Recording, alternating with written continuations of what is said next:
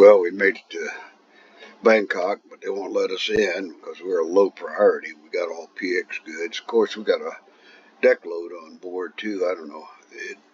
Guess it's not that important there. Doesn't look like any military or real heavy equipment. Looks like more support equipment. But anyhow, we're out here on the hook.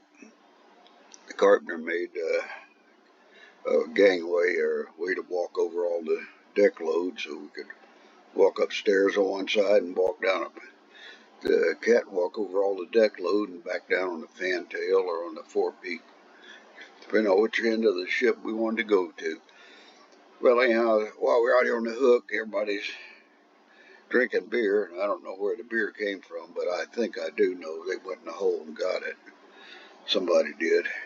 There was a drunk AB here that looked pretty cut up from barbed wire or something down there, and I assume he went down there and climbed in that hole, went through all that concertina wire and got his ass cut up to hell and back, because he looked pretty bad. It looked like he did go through a bale of barbed wire. So anyhow, we were drinking this goddamn beer, and there was some P&M bourbon going around, old Puke and Moan I called it. But anyhow, there was a lot of gambling going on. We did play a lot of poker, and some guys were going swimming, and I couldn't believe that because I went out there baiting for shark. I put a can with a chain on it and a line off the top to the ship, and put in the hook with a bead on it, hoping I'd catch a shark. Anyhow, I had it made up back there, and as soon as I threw that damn can in, a damn snake came up and hit that can like you wouldn't believe. A damn old sea snake. I could hear the ping up on deck. And this guys are out there swimming, and I started screaming at them, but they said, to hell, they didn't listen, so I didn't care. They were going to be bit by a snake, that's their business. Yeah, I pulled a can in, never caught anything. Turned the chop I put in, the lamb chop or whatever it was I had out there, turned it white as snow, so I gave up on that.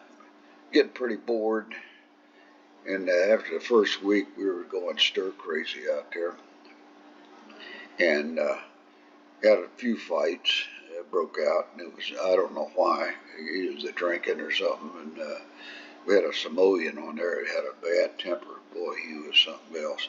You don't cross-eyed that son of a gun, he just soon hit you, just look at you. And this old boy from Alabama named Clement, he was Jeff Clement, I think his name was back in those days. He had to sit on the hatch on number 4, and or number 5. He was sitting back on number 5, down by the fantail, and a guy walked up and just clobbered him. Just for nothing, because he had a southern accent, I guess. So anyhow, as time goes on, there's a bumboat that came out by us, and there were guys out there yelling at it. And one of them came back to me and says, hell, they're going back and they're going to get some women and bring it out tomorrow night. I said, you're shitting me. He said, no, they're going to bring it out, and it costs us, I can't remember, a couple of bucks, $5 or something a piece.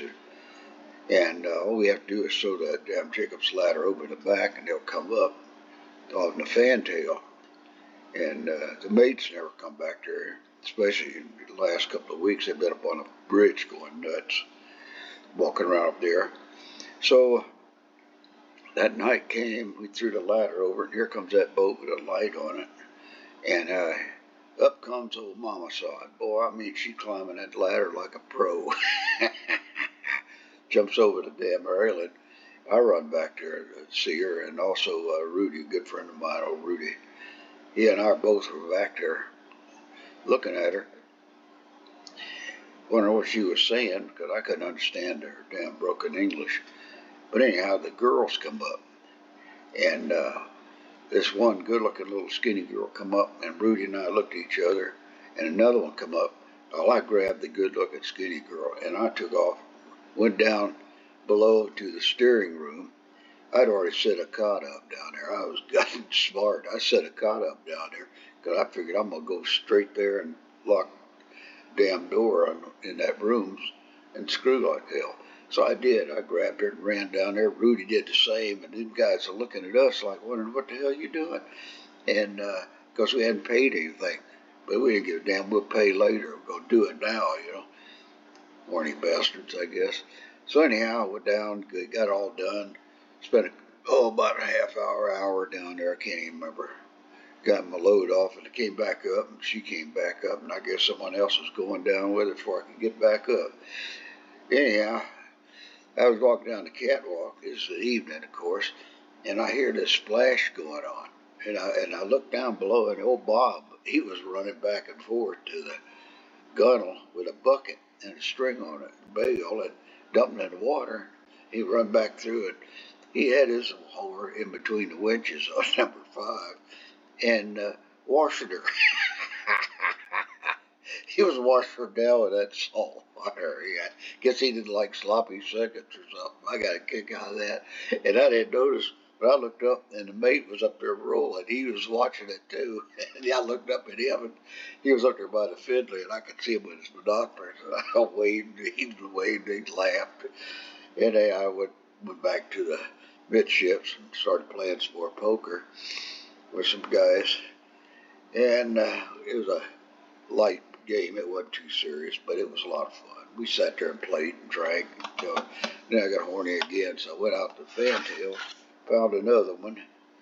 Had to do it on in one of them trailers that we had on board. Remember we had all this deck load. There was a trailer somebody broke into, and finally found a comfortable couch or something in there, and we went in there and did it. So we were banging away in the trailer and I had to keep running guys out every stroke I'd take.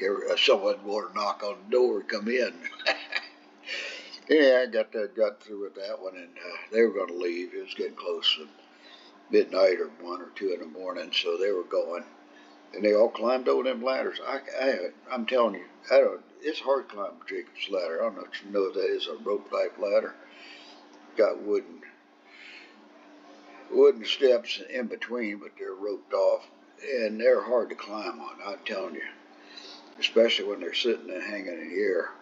But these old girls made it, and they did a good job of it. So, as time goes on, they made a couple of more trips out while we were out there, and the captain sent down orders. He heard about it finally, and the thing is, if the word got out that we had these girls on there and we had passed quarantine, they would have been raising hell. They might not be able to get in port without a serious invasion of the medical staff out of Bangkok, I guess. So that ended that, and another week went by. I guess we've been out here now nearly 2, going on 3rd week, and they finally got a dock for us. So we went in and tied up. And that's another story I'll get into as time goes on. But there's so much in Bangkok. We were there 3 friggin' months. So it was in '66. The Asian Games were going on too. So a lot of people there from all over around the world. We'll see you later. Catch you on the next side of this.